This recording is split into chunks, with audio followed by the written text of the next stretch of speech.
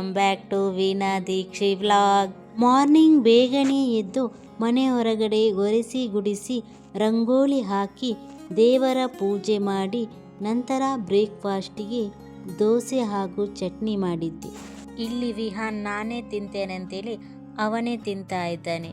ಹೀಗೆ ಮಕ್ಕಳು ಅವರವರೇ ತಿನ್ನೋದರಿಂದ ನಮ್ಮ ಟೈಮ್ ಕೂಡ ಸೇವ್ ಆಗ್ತದೆ. ಇಲ್ಲಿ ಖುಷಿಯಿಂದ ನನ್ನ ಜೊತೆ ಹರಟೆ ಹೊಡಿತಾ ತಿಂತಾ ಇದ್ದಾನೆ.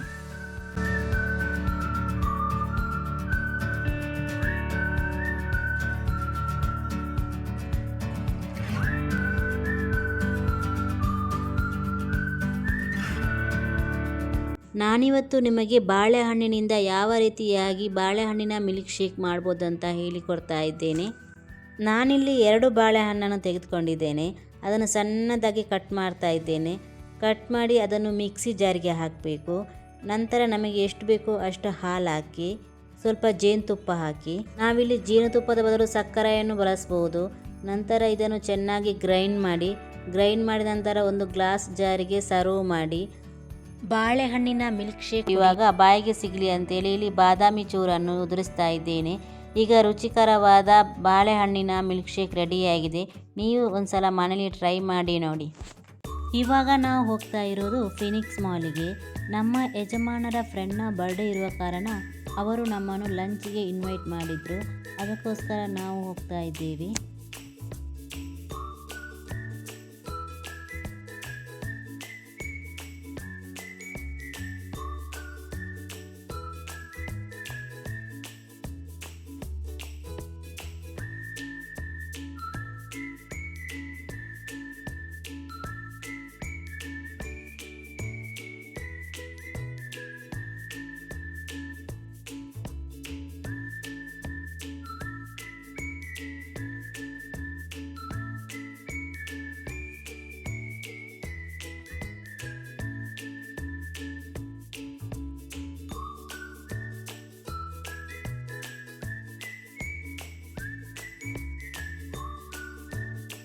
ನಾವು ಬಂದಿರುವ ರೆಸ್ಟೋರೆಂಟ್ ಬಂದು ಫಿನಿಕ್ಸ್ ಮಾಲ್ನಲ್ಲಿರುವ ರಾಜಧಾನಿ ರೆಸ್ಟೋರೆಂಟ್. ಇವತ್ತಿನ ನಮ್ಮ ಮಧ್ಯಾಹ್ನದ ಲಂಚ್ ರಾಜಸ್ಥಾನಿ ಶೈಲಿಯಲ್ಲಿ ಇರುತ್ತದೆ. ಇಲ್ಲಿನ ಫುಡ್ಗಳೆಲ್ಲ ಅನ್ಲಿಮಿಟೆಡ್ ಆಗಿರುತ್ತದೆ. ನಾವು ಎಷ್ಟು ಬೇಕೋ ಅಷ್ಟು ತಗೊಂಡು ನಾವು ತಿನ್ಬೋದು. ರೆಸ್ಟೋರೆಂಟ್ ಅಂತೂ ತುಂಬ ರಶ್ ಆಗಿತ್ತು. ನಾವು 20 ಮಿನಿಟ್ಸ್ ವೇಟ್ ಮಾಡಿ ಮತ್ತೆ ನಮಗೆ ಸೀಟ್ ಸಿಕ್ಕಿದ್ಮೇಲೆ ನಾವು ಒಳಗಡೆ ಬಂದಿದ್ದು.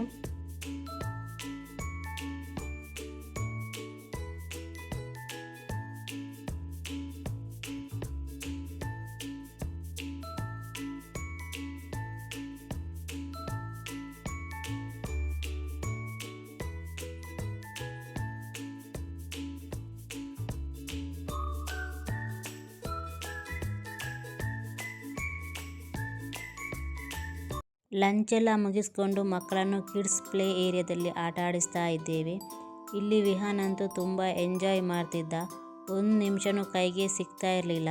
ನಿಂತ ಕಡೆ ನಿಲ್ತಾ ಇರಲಿಲ್ಲ. ಆ ಕಡೆಯಿಂದ ಈ ಕಡೆ ಓಡಾಡ್ತಾ ಇರ್ತಾನೆ.